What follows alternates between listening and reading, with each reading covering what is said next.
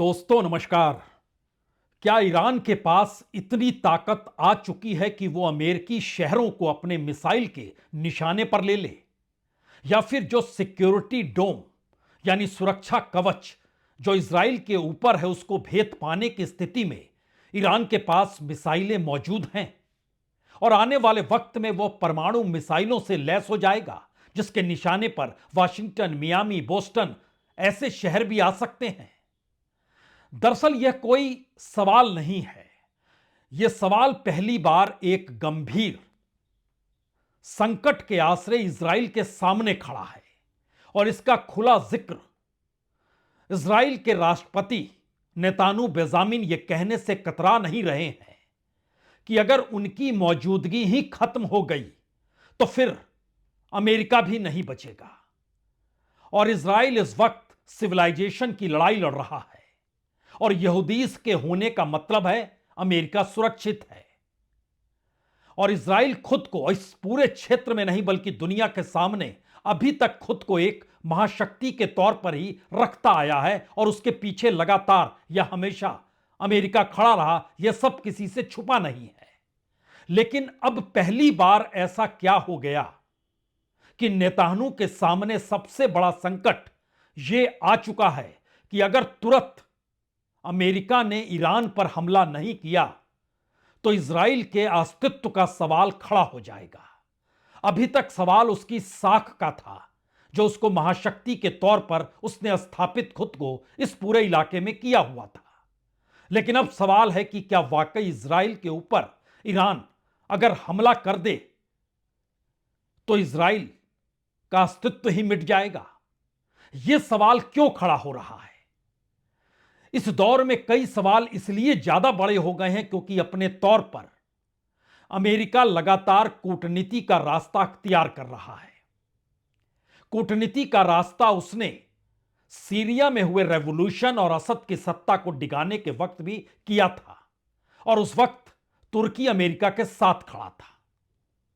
इस वक्त जिस डिप्लोमेटिक रास्ते पर अमेरिका चल रहा है उसमें तुर्की ही मध्यस्थता कर रहा है, जबकि दूसरी तरफ इजराइल को लगता है वो चाहे सीरिया के रेवोल्यूशन का दौर हो या असद को सत्ता से हटाने का दौर हो, वो इसलिए संभव हो पाया क्योंकि इजराइल ना होता तो हिजबुल्लाह पर जो उसने हमला किया, जो लेबनानी मिलिशिया पर उसने हमला किया, उससे रास्ता बनता नहीं।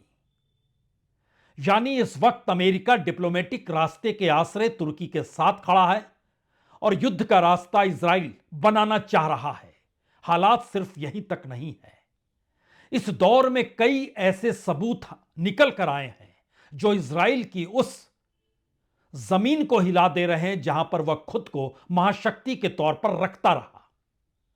और शायद यह पहला मौका है, यकीनी तौर पर यह पहला मौका है जब नेतान्याहू यह कहने से चूक नहीं रहे हैं कि अगर हमला नहीं हुआ तो संकट उन पे कितना गहरा होगा और यहूदी का अस्तित्व ही खत्म हो जाएगा।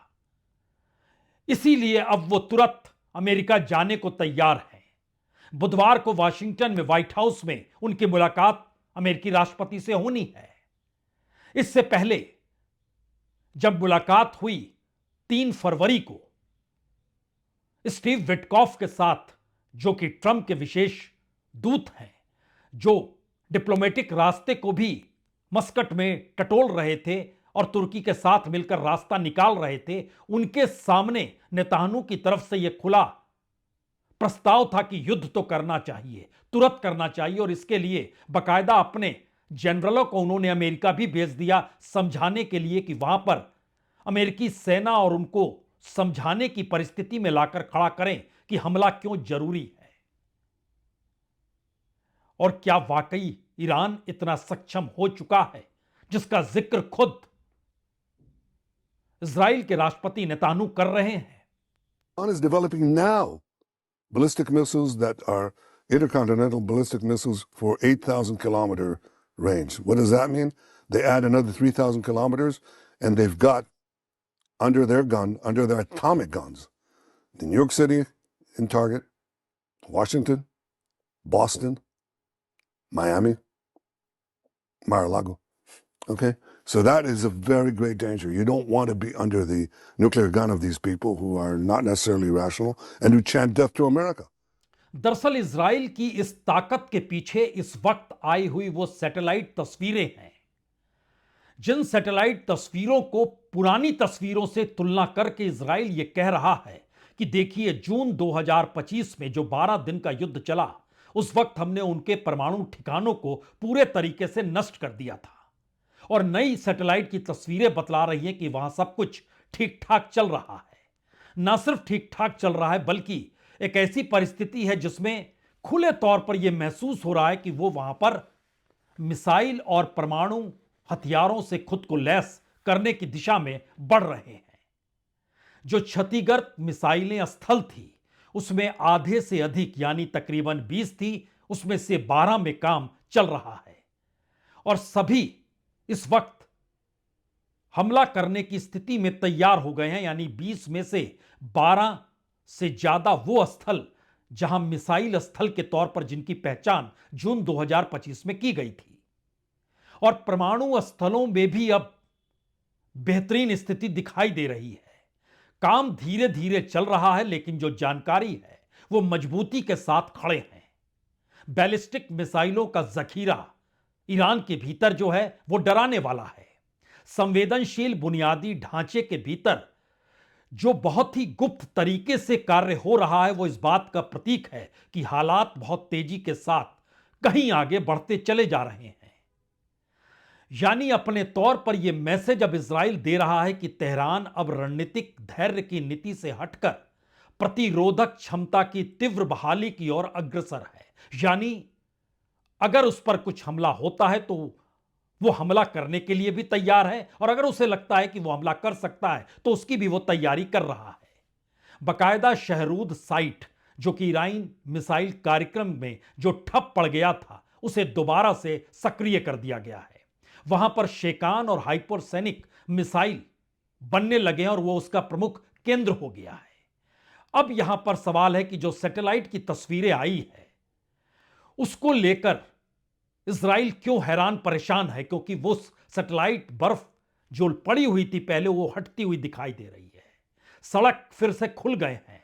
नष्ट हुए हैंगर्स जो थे उसमें नई छतों का निर्माण हो चुका है। प्रोडक्शन वहां पर चल रहा है। यानी पहले जो किला बनाकर प्रोडक्शन होता था, अब उसको नए तरीके से अंडरग्राउंड मिसाइल शहर के तौर पर ईरान ने डेवलप कर लिया है। यानी दो चीजें हैं, एक फोर्डो था जहां पे न्यूक्लियर एनरिचमेंट हो रहा था, और दूसरा शहरूद था। तो शहरूद में मिसाइल प्रोग्राम इस तेजी से चल रहा है कि वह अमेरिका के हमले को ना सिर्फ रोकने की क्षमता रखता है, बल्कि उसके उलट हमला भी कर सकता है, जिसका जिक्र नेतान्याहू करने से चूक नहीं रहे। और दूसरी तरफ जो फोर्ड का इलाका है, जिसको फोर्डा कहते हैं, वहां पर 60% न्यूक्लियर एनरिचमेंट हो चुका है। यह अलग मसला है कि अभी परीक्षण हुआ नहीं है, लेकिन वो कभी भी हो सकता है, यह संदेश भी निकल कर आ रहा है। और इन सब के बीच जब परमाणु हथियारों का जिक्र हो रहा है, तो क्या अमेरिका और इजराइल को इस बात का डर है कि ईरान सक्षम हो जाएगा और इसीलिए परमाणु हथियार ना हो, इसके लिए अमेरिका बातचीत के लिए निकला है। लेकिन इन सब के बीच पहले हमें लगता है वो सैटेलाइट तस्वीरें जरूर देख लेनी चाहिए, जो लेकर इजराइल के भीतर हड़कंप मचा है कि इन तस्वीरों से बहुत साफ है सब कुछ ईरान के भीतर ठीक हो चला है।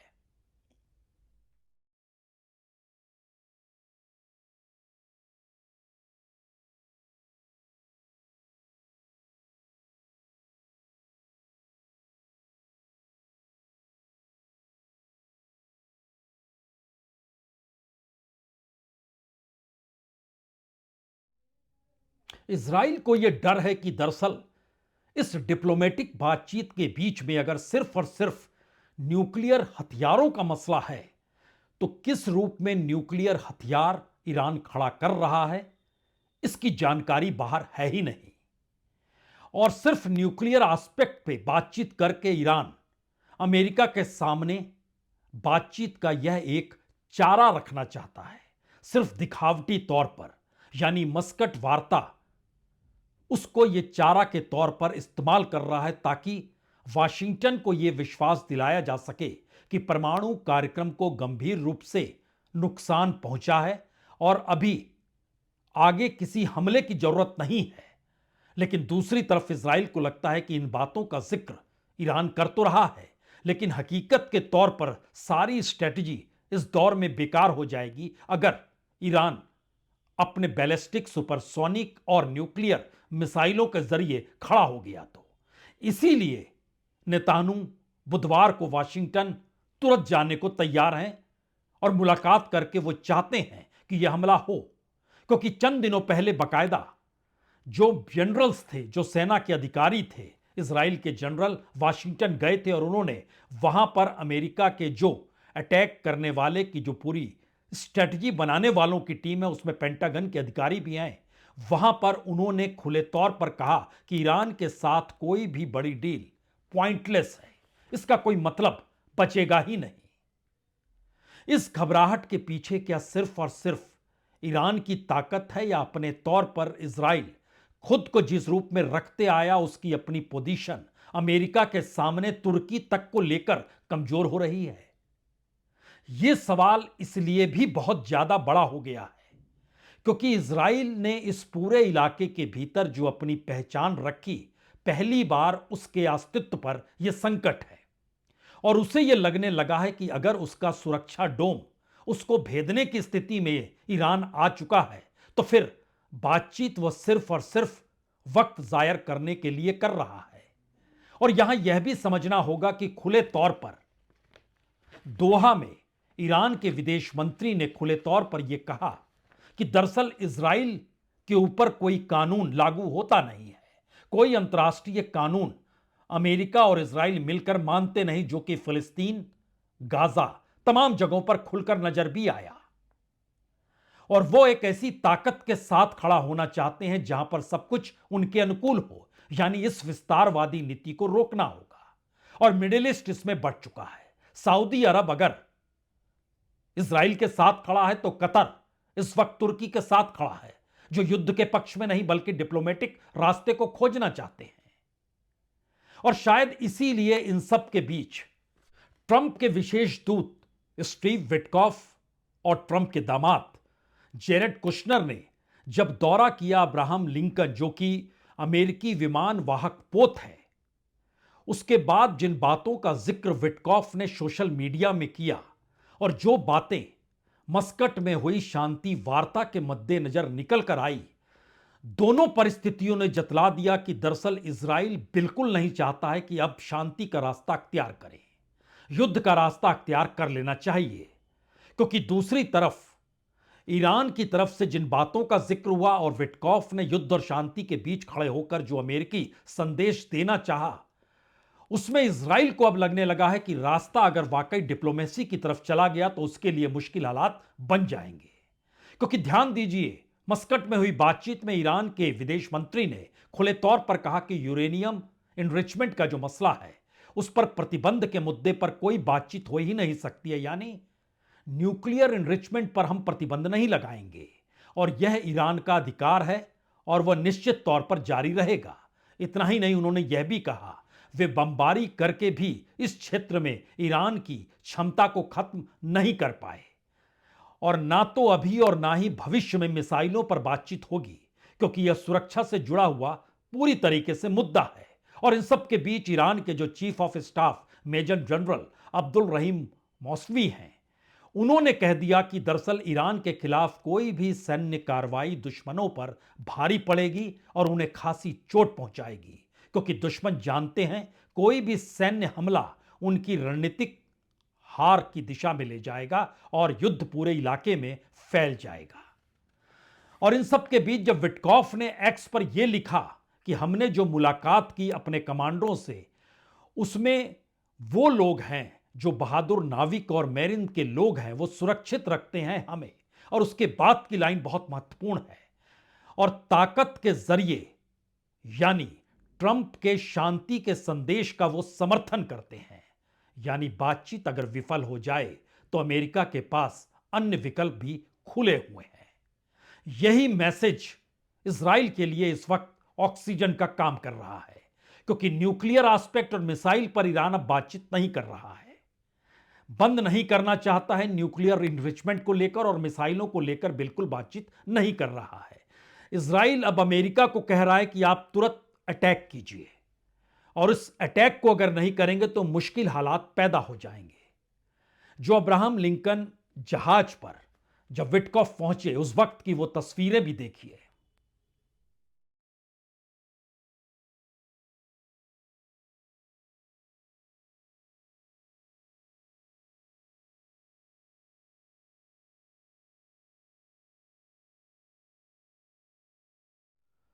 दरअसल अमेरिका जानता है कि युद्ध इस वक्त उसे महंगा भी पड़ सकता है, लेकिन इजराइल भी जानता है कि युद्ध का ना होना उसे महंगा पड़ सकता है। और इन सब के बीच ईरान भी जानता है कि अगर इस मौके को उसने गंवा दिया तो इजराइल, जो अपने आप को महाशक्ति बताकर इस पूरे इलाके में अपने अनुकूल परिस्थितियों को बनाते रखता है और कहीं ना कहीं ईरान के लिए एक थ्रेट है, तो इस मौके को गंवाना नहीं है। शायद यही वो परिस्थिति है जो इजराइल के भीतर एक डर भी पैदा कर रही है और ईरान को एक ताकत भी दे रही है कि अंतर्राष्ट्रीय तौर पर डिप्लोमेटिक एस्पेक्ट में अब वो अपनी बातों को कह दे। क्योंकि मस्कट में हुई बातचीत के बाद दोहा में जब ईरान के विदेश मंत्री पहुंचे तो उन्होंने क्या कहा? उन्होंने दो तीन बातें बहुत महत्वपूर्ण की। उन्होंने इजराइल के क्षेत्रीय वर्चस्व और फिलिस्तीन का मुद्दा उठाया। फिलिस्तीन का मुद्दा कहते हुए उन्होंने कहा कि यह परखने की कसौटी है कि क्या अंतर्राष्ट्रीय कानून का अब कोई मतलब रह गया है और क्या मानवाधिकार सच में सार्वभौमिक है, सबके लिए है, या सिर्फ चंद देशों के लिए है। क्योंकि ईरान के भीतर हो रहे प्रदर्शनों को लेकर और प्रदर्शनकारियों को मारे जाने को लेकर इजराइल और अमेरिका जो चिंता व्यक्त कर रहे हैं, तो फिर फिलिस्तीन को लेकर ऐसा क्यों हुआ? इसके आगे विदेश मंत्री अब्बास अगराची यह भी कहने से नहीं चूके कि दरअसल गजा में इजराइल के अपराधों की मानवीय कीमत पूरी मानवता की अंतरात्मा को घायल कर चुकी है। और उसके बाद उन्होंने कहा कि किसी भी क्षेत्र में तब तक स्थिरता नहीं आ सकती जब तक एक पक्ष को कानून से ऊपर जाकर कार्रवाई करने की छूट दी जाती रहेगी। इतना ही नहीं, खुले तौर पर ईरान के विदेश मंत्री ने कहा कि इजराइल के विस्तारवादी परियोजनाओं के लिए पड़ोसी देशों को सैन्य तौर पर, टेक्नोलॉजी के तौर पर, आर्थिक तौर पर, सामाजिक रूप से कमजोर करना जरूरी है और यही ईरान के साथ हो रहा है। درخواستی از طرف آمریکایی بود که در اون جریان اون عرض کردم اون برخورد نزاکتی که معمولا هست ایشون هم حضور داشته باشه که ما قاطعانه مخالفت کردیم و گفتیم حضور یک نظامی رو در روند مذاکراتی ما نمیپذیریم. ایشون برای هر هدفی که اومده به هدف خودش برسه. कोई भी समझ सकता है कि ईरान इस मौके का लाभ भी उठा रहा है। वो जानता है कि अमेरिका हमले से हटकर डिप्लोमेटिक रास्ते को खोज रहा है। वो जानता है कि इजराइल हर हाल में हमला करना चाहता है। वो यह भी जानता है कि अब उसकी ताकत बढ़ रही है और दुनिया के भीतर जो टैरिफ वार के बाद की परिस्थितियां पनपी हैं उसमें हर कोई नए गठबंधन को बना रहा है।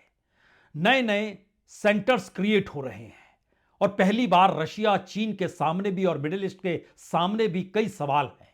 भारत के सामने भी कई सवाल हैं। शायद ये तमाम वजह ऐसी है जो कहीं ईरान को ताकत दे रही है या इजराइल को डरा भी रही है। शायद इसीलिए एक महीने पहले जनवरी के महीने में इजराइल बाकायदा ये कहने से चूका नहीं था कि हमला करने की जरूरत नहीं है, ईरान के भीतर क्रांति जो होगी वह खुद ही हो जाएगी, वहां के लोग खड़े हो जाएंगे। लेकिन एक महीने के बाद 3 फरवरी को जब स्टीव विटकॉफ से नेतान्याहू की मुलाकात होती है तो वो कहते हैं हमला करना चाहिए, बातचीत पॉइंटलेस है, इसका कोई मतलब नहीं है। और उस वक्त शुरुआती दौर में सऊदी अरब ने भी कहा था, लेकिन सऊदी अरब ने उस वक्त यह भी कहा था कि अपनी जमीन से वो अमेरिकी प्लेन को उड़ान भरने युद्ध के लिए नहीं देंगे। लेकिन एक झटके में ऐसी कौन सी बड़ी परिवर्तन आ गई जिसमें 30 जनवरी को डिफेंस मिनिस्टर, जो कि प्रिंस खालिद बिन सलमान हैं, वो हमला नहीं करने की बात करते करते अब ये कहने से चूके नहीं, जो सऊदी अरब के हैं, कि अगर हमला नहीं हुआ तो मौजूदा सत्ता की हिम्मत बढ़ जाएगी। और उसी के बाद ध्यान दीजिए तो युद्धपोत इब्राहिम लिंकन हो, फाइटर जेट्स हो, एयर डिफेंस बैटरीज हो, जो कि मिसाइल ड्रोन हमले से बचने के लिए बनाई गई है, उन सब को धीरे धीरे ईरान की तरफ भेजा जाने लगा। सैंक्शन बढ़ाए गए, लेकिन खामनेई के लिए ये सैंक्शंस लाइफ लाइन तो नहीं बन गए। ये सवाल इसलिए बड़ा है क्योंकि इजराइल हर हाल में अब तुरंत हमला चाहता है और ट्रंप न्यूक्लियर रिस्ट्रिक्शंस चाहते हैं।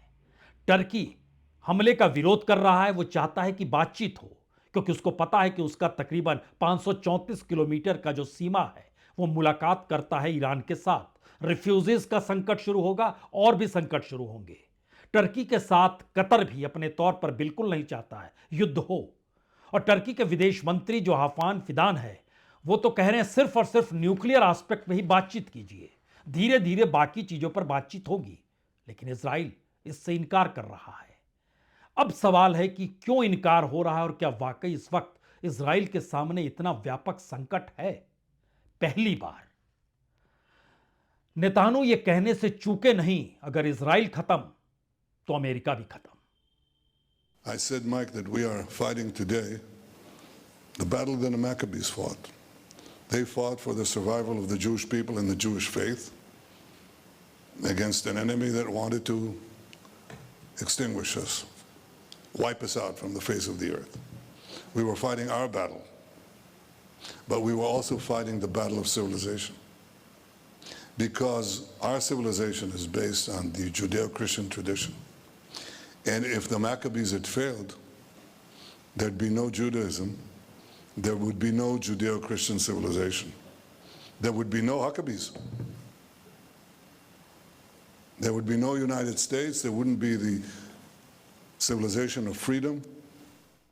ध्यान दीजिए तो इससे पहले कभी किसी इजराइल के राष्ट्राध्यक्ष ने ऐसी बात नहीं कही। नेतान्याहू ने भी इससे पहले इस तरीके से अपने सिविलाइजेशन से युद्ध को नहीं जोड़ा, लेकिन इस बार वो जोड़ रहे हैं।